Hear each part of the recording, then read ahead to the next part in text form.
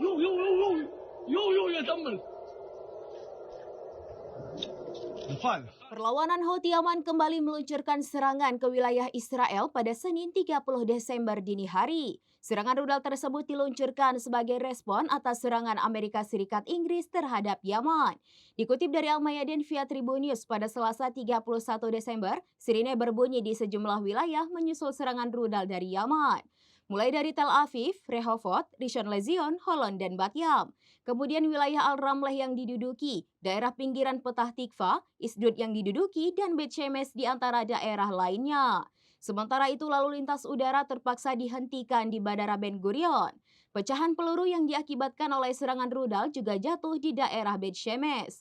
Sedangkan menurut laporan media Zionis, pecahan besarnya jatuh di Ramat dekat Tel Aviv.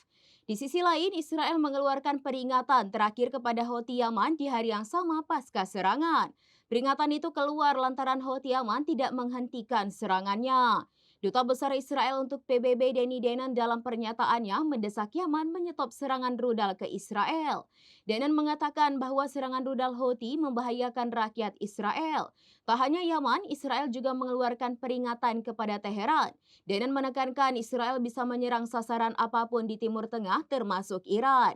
Ia menyebut Israel tak akan mentolerir serangan oleh kelompok yang bersekutu dengan Teheran.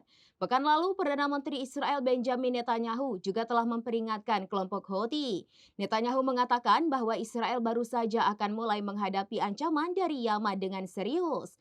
Pernyataan Netanyahu muncul setelah Israel menyerang situs vital di Yaman sebagai respon balasan.